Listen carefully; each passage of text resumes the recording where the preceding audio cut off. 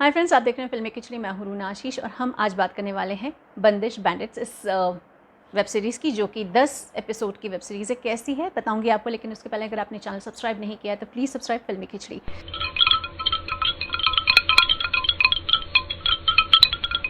Friends, basically संगीत के जो घराने होते हैं उसमें से एक है राठौड़ घराना, जिसे बचाने की कोशिश की जा रही है। उत्तराधिकारी कौन होने वाला है उसको अपने आप को प्रूव करना पड़ेगा। ये एक मोटे मोटे तौर पर कहानी है, और कैसे शास्त्रीय संगीत नए तरीके के संगीत के साथ मिलकर भी बहुत खूबसूरत रचनाएं दे सकता है, ये भी बताया गया है। और घराने के जो गुरु हैं वो हैं नसीरुद्दीन शाह साहब, और पहले तो उन्हें देख के बहुत इज्जत होती है, फिर बहुत गुस्सा आता है इन पर, और एंड में आपको ऐसा लगता है छोड़ो यार, इस उम्र में हो गए हैं, छोड़ दो, ये इंसान जितना खुश है उसको उतना खुश रहने दो।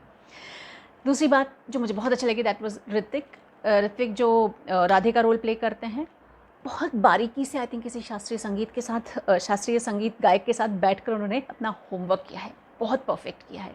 शीबा जी, जिन्हें देखकर आपको लगता है बिगनिंग में कि she is just a house wife, और जिस तरीके से वो अपने बेटे को समझाती पढ़ाती हैं, अनुशासन की बात करती हैं, संगीत में डेडिकेशन की बात करती है, और कैसे अपने आवाज़ को बचाए रखने की छोटी छोटी टिप्स अपने बेटे को देती है, वो देखकर धीरे धीरे लगने लग जाता है कि she knows music. She acted so well. वो क्लासिकल सीखा या नहीं सीखा मुझे नहीं मालूम, लेकिन she acted very well. Atul Kulkarni, गुस्सा आता है उनको देखकर, लेकिन आप उनसे नफ़रत नहीं कर सकते क्योंकि वो अपनी जगह पर सही लगते हैं। राधे के जो दोस्त हैं उनको देखकर तो आपको हंसी आ जाती है। Tamanna is a very fresh and new face and new phase in Radhe's life, जो देखकर अच्छा लगता है। इसके संगीत की मैं बात करती हूँ, डायरेक्शन की मैं बात नहीं करूँगी क्योंकि वो अच्छा ही लगा मुझको। It was a beautiful subject, it was dealt very seriously, and he new, the director new कि इसकी इंपॉर्टेंस क्या होती है शास्त्रीय संगीत की।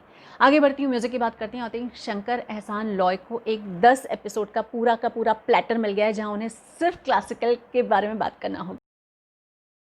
मैं बहुत बार कवर कर चुकी हूँ कई क्लासिकल कॉन्सर्ट्स को, और कई क्लासिकल सिंगर से मैं वन ऑन वन बेसिस पे ऐसे आमने सामने बैठकर मिली हुई हूँ। और जैसे ही ये सुन रही थी, मुझे पंडित अजय जी की याद आ रही थी, जिन्होंने गाया भी है। साथ ही मुझे बहुत ज़्यादा याद आई पंडित भीमसेन जोशी साहब की, जिनको मैंने अपने कानों से सुना है। उसके बाद मुझे लेकिन जो कि पंडित हृदयनाथ मंगेशकर जी ने जिनका म्यूज़िक दिया था, उन गानों की याद आ रही थी। स्पेशली जब केसरिया सुन रही थी मुझे वही गाना बार बार याद आ रहा था। कहूँ तो एक उस लेवल में लेकर गए हैं म्यूज़िक को, वो भी आज के समय में। फ्रेंड्स, इस वेब सीरीज़ में मुझे एक बात खटकी है, और वो उसमें कोई गलत बात नहीं है। एक गाना है जागो मोहन प्यारे, जिसके हाई नोट्स को राधे कैच नहीं कर पाते, छू नहीं पा रहे होते हैं, और कहीं डिफीटेड सा फील कर रहे होते हैं। और ये जो राग है भैरव, ये सुबह गाने वाला राग है। तो जब वो रात को हीरोइन के सामने गाकर बता रहे होते हैं, तो रात को वो फाइनली उस नोट को कैच कर लेते हैं और विजय फील करने लग जाते हैं। आई विश ये सुबह का राग कुछ इस तरीके से दिखाया जाता कि वो एकदम सुबह सुबह जाकर उस राग के हाई नोट को टच कर पाते हैं, तो शायद बहुत जस्टिफाई लगता।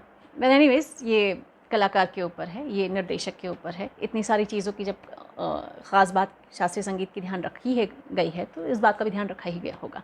खैर, इस संगीत से जुड़ी हुई इस वेब सीरीज़ में इतना कह सकती हूँ कि इन दिनों बहुत सारे थ्रिलर्स आ रहे हैं, बहुत सारे मर्डर मिस्ट्रीज़ आ रही हैं, बहुत सारे स्लाइस ऑफ लाइफ से रिलेटेड ऐसे वेब सीरीज़ आ रहे हैं। ऐसे में एक प्योर क्लासिकल म्यूज़िक से जुड़ी हुई कोई बात आ रही है तो वो सच में कानों में रस खोलती है आपकी। ऐसी वेब सीरीज़ और बनाई जाएँ, इसलिए क्योंकि नई जनरेशन को भी जुड़ने का मौका दिया जाना चाहिए। फ्रेंड्स, आपको क्या लगता है? लिखकर ज़रूर बताइएगा। जय हिंद।